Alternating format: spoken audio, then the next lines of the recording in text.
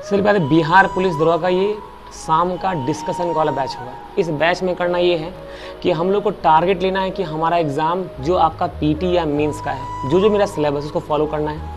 दरोगा वाले एग्ज़ाम में सबसे बड़ा बात है मेरा जीके और जीएस का। मैथ्स का भी अपना इंपॉर्टेंस है, लेकिन मैथ्स का सबसे ज़्यादा जो इंपॉर्टेंस है वो मेरा इंपॉर्टेंस है मेंस एग्ज़ाम में। तो सबसे पहले यहाँ पे ध्यान देना है जीके और जीएस पर। बात करें जीएस वाले सेक्शन का, तो जीएस सेक्शन में फिजिक्स में, केमिस्ट्री में और बायोलॉजी में, और खासकर कंप्यूटर अवेयरनेस, ये भी एक नया आया हुआ है टर्म। इस भी एग्जाम में क्वेश्चन पूछा जाने लगा है, तो हो सकता है एग्जाम में क्वेश्चन पूछा जाए, क्योंकि हाल ही में जो बीपीएससी का एग्जाम हुआ था, बीपीएससी वाले एग्जाम में कुछ क्वेश्चन कंप्यूटर सेक्शन से भी आया था। ये पॉसिबल है कि ये वाला एग्जाम जो दरोगा का एग्जाम होने वाला है, जो बीपीएसएससी लेगा, इसमें भी हो सकता है क्वेश्चन इससे आएगा। रहा बात फिजिक्स, केमिस्ट्री, बायोलॉजी का, सबसे ज़्यादा सेक्शन आने वाला है बायोलॉजी से। अब देखो, बायोलॉजी का पहले सेक्शन ये होता था कि जनरली पूछता था कोशिका खोज कौन किया है, लेकिन अब ऐसा कुछ नहीं है। अब यहाँ पर क्वेश्चन काफ़ी डेप्थ में आता है। तो इस बार बीपीएससी का जो क्वेश्चन था, देखिए उसमें सारा का सारा क्वेश्चन जो केमिस्ट्री का था या फिर बायोलॉजी का या फिर फिजिक्स का था, सभी क्वेश्चन डेप्थ में थे। कोई क्वेश्चन ऐसा नहीं था जो कि आप मतलब सीरियली पढ़ पाएँ और सीधा आंसर निकाल पाएँ, ऐसा नहीं था। खासकर ऑप्शन को भी ध्यान देना है। उसके बाद हमारा ध्यान होना चाहिए जीके और जीके वाले पार्ट पे। जीके में आएगा मेरा हिस्ट्री, मेरा उसमें आएगा ज्योग्राफी, उसमें मेरा आएगा पॉलिटी। ये 3 पार्ट होना चाहिए। इकोनॉमिक्स भी करेंगे, लेकिन हमारा सबसे पहला डिस्कशन का पहला पॉइंट होना चाहिए हिस्ट्री। हिस्ट्री कम से कम हमें 2 किताब, कम से कम लूसेंट और एक किताब ज्ञानबिंदु प्रकाशन का, ये 2 किताब से कम 8 से 9 बार प्रैक्टिस होना चाहिए। पहली बात कि मेरे पास मटेरियल कम हो लेकिन वजन ज़्यादा हो। लोग करते क्या है कि बहुत सारा मटेरियल लेते हैं, एक बार में अलग अलग बढ़िया बढ़िया जो टीचर्स हैं उनका जो नोट्स है उसको लेकर बैठ जाते हैं। लेकिन नोट्स लेकर बैठना नहीं है, नोट्स मेरे पास कम हो लेकिन मेरे पास उसका रिवीजन क्या हो, ज़्यादा हो। जैसे लूसेंट है, लूसेंट किसी भी कंपटीशन का बैकबोन है। लूसेंट मिलने के बाद किसी फ्रेशर को एक अभ्यास मिल जाता है कि हम एग्जाम में करना क्या है। इसके बाद हमारे अनुसार ज्ञानबिंदु प्रकाशन एक अच्छा प्रकाशन का, उनका नोट्स लेके आप कर सकते हैं। तो उनका नोट्स समझ कब पाएंगे, जब हमें कुछ बेसिक पता हो।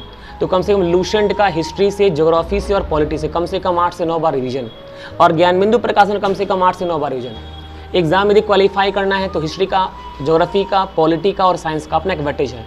लगभग यहाँ से 70-75 क्वेश्चन आने वाले हैं, तो हमको यहीं से मेनली काम करना है। तो यहाँ पे स्टार्ट क्या करने वाले हैं हम लोग, हिस्ट्री से, ज्योग्राफी से शुरुआत करेंगे हम लोग, और उसके बाद पॉलिटी से, और साइंस में और फिजिक्स में। जब 4 सेक्शन में से अगर क्वेश्चन खत्म होता है तो फिर हम केमिस्ट्री ला देंगे और फिर बायोलॉजी लाएंगे। तो हम लोग का मेन ध्यान होना चाहिए किस पे, तो फिजिक्स पे, केमिस्ट्री पे, फिजिक्स पे, हिस्ट्री पे, ज्योग्राफी पे, करंट अफेयर पे। इनमें से जो कुछ खत्म होगा तब केमिस्ट्री लाएंगे, क्योंकि हमारे पास डिस्कशन के लिए टाइम भी कम होता है, क्योंकि पढ़ना भी तो और याद भी तो करना है, खाली डिस्कशन करने से तो होगा नहीं। तो डिस्कशन करना है तो उसका होमवर्क भी अच्छा खासा मिलेगा, तो हमको याद भी करना है। तो एक बात हम सबसे बोलेंगे कि आपके पास सोर्स ऑफ जो नोट्स होता है वो कम रखिए, रिवीजन ज़्यादा करिए। 10 बार हो रिवीजन, एग्ज़ाम में बता दें अभी भी लूसेंट से कम 50 से 55 क्वेश्चन हर बार आता है, खासकर बिहार के वनडे एग्जाम्स में, जैसे बिहार एसएससी में मिलता है। लेकिन बाकी का जो क्वेश्चन है ये आपको जैसे कि कुछ ज़्यादा डेप्थ वाले नोट्स, जैसे कि ज्ञानबिंदु प्रकाशन का, और भी बहुत सारे शिक्षक हैं उनका भी हम बोलेंगे अच्छा पढ़ाते हैं, तो उनका नोट्स लेकर करिए। और हाँ, सबसे बड़ा बात है सेल्फ स्टडी। जिसका जितना ज़्यादा सेल्फ स्टडी होगा वही आगे बढ़ेगा। दरोगा वाले में या बिहार एसएससी में या फिर रेलवे के एग्ज़ाम में हम यही बोलेंगे कि सबसे पहला जो जितना सेल्फ करेगा उतना आगे बढ़ेगा, और गलती करने का आदत डालिए। जो जितना ज़्यादा गलती करेगा वो उतना ज़्यादा सीखेगा, और जो सीखा वही आगे बढ़ेगा। सीधी बात है, लोग करते क्या है कि सोचते हैं कि हम गलती कम करें हम सीखेंगे ज़्यादा, ऐसा नहीं होने वाला है भैया। गलती करिए खुद से और सीखिए ज़्यादा। और दूसरी बात है कि लोग बोलते हैं याद नहीं होता है, पर याद नहीं होने के कारण क्या होता है, रिवीजन कम होना। एक बार याद करके बैठ गया नहीं होने वाला है। जैसे मान लीजिए अगर हम अभी याद कर रहे हैं, वेद याद कर रहे हैं, तो वेद में ऋग्वेद याद कर रहे हैं, फिर क्या है तो मेरा अगला वेद आने वाला है, मान लेते हैं हम अथर्ववेद याद कर रहे हैं, तो अथर्ववेद याद तब करेंगे जब ऋग्वेद का रिवीजन कर लेंगे, तब करेंगे अथर्ववेद को। मतलब आगे याद तब करेंगे जब पीछे का रिवीजन करेंगे। और ऐसा कम से कम आपको प्रत्येक सब्जेक्ट से 7 से 8 बार लूसेंट करना होगा। ऐसे ही कम से कम 7 से 8 बार ज्ञानबिंदु प्रकाशन करना होगा। अगर ये 2 किताब का प्रकाशन कर लेते हैं, और मेरे अनुसार करंट अफेयर में स्पीडी प्रकाशन और बहुत हो गया टुडिया का, ये बहुत ज़्यादा है। इतना अगर कर लिया जाए तो समझिए, इतना अगर लूसेंट से और ज्ञानबिंदु प्रकाशन से साइंस किया जाए, इससे आर्ट्स किया जाए, करंट अफेयर स्पीडी से और टुडिया से किया जाए तो बहुत है। इतना करने के बाद मतलब बहुत ज़्यादा मिलेगा। और यहाँ पे जो डिस्कशन स्टार्ट हो रहा है, जो लोग होंगे एकदम फुल्ली एफर्ट के साथ आगे बढ़ेंगे। कोई ये नहीं बोलेगा कि एक्सक्यूज, लाइफ में एक्सक्यूज मत डालिए। जिसको लगता है कि भाई लाइफ में मतलब कि मेरा प्रॉब्लम आ गया, प्रॉब्लम है तो प्रॉब्लम के पीछे सॉल्यूशन होता है, बस सॉल्यूशन छोटा होता है, प्रॉब्लम बड़ा होता है, लेकिन सॉल्यूशन को पकड़ के रखेंगे तो प्रॉब्लम छोटा हो जाता है।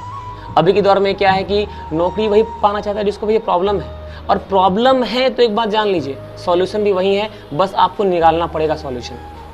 अब लाइफ में सबके पास फैमिली है, फैमिली में प्रॉब्लम चलते हैं, तो उसको एक दरकिनार करके भी सोचना पड़ेगा आगे। और एक सबसे इम्पॉर्टेंट, जब कोई यदि आपको बोलता है आप तैयारी करने जा रहे हैं, सुनते हैं आजकल की लोग तैयारी करने जाते हैं तो लोग बोलता है सर मेरे बारे में लोग कमेंट करते हैं। हमें कहते हैं जो लोग कमेंट करते हैं उनसे पूछिए आप कितने सफल हैं, आप क्या बन गए, कुछ बन गए आप? तो कमेंट भी करते हैं तो पहले सोचिए आप हैं क्या। आपसे एक एग्ज़ाम नहीं निकला और किसी पर कमेंट कर रहे हैं। और दूसरी बात, जो लोग कमेंट झेल रहे हैं उनसे नहीं बोलेंगे भैया देखिए वो जो आपकी शिकायत करते हैं, कमेंट करते हैं, जिस दिन आप सफल हो जाएंगे तो लोग यही बोलेंगे हम उनके मित्र थे, हम साथ पढ़े थे। सफल होने के बाद वही आपका नाम लेंगे और तुम मेरे साथ ही पढ़े थे, जो आज दरोगा बन गए हैं, BRSC क्वालिफाई कर लिए हैं। तो ये बात जान लीजिए, शिकायत अगर हो रहा है ना तो अच्छी बात है, वो आपको इंस्पायर करता है कि हमें कुछ बन के जवाब देना है। और इस दुनिया में बोलने के बजाय कुछ बन के दिखाइए, और जिनको बोलने की आदत है वो तो बोलते ही रहेंगे। तो नेगेटिव लोगों से दूर रहिए। और एक बात और, दोस्त कितना अच्छा क्यों ना हो, जो नेगेटिव विचारधारा के व्यक्ति उनको छोड़ दीजिए यदि आपको सफल होना है तो। क्योंकि भाई एक बात जान लीजिए, कोई किसी का नहीं है, यदि सफल हैं तो सभी आपके हैं, असफल हो गए तो कोई आपका नहीं है। यही हम बोलेंगे मूल विचारधारा, ठीक है। इसके बाद डिस्कशन स्टार्ट करेंगे हम लोग।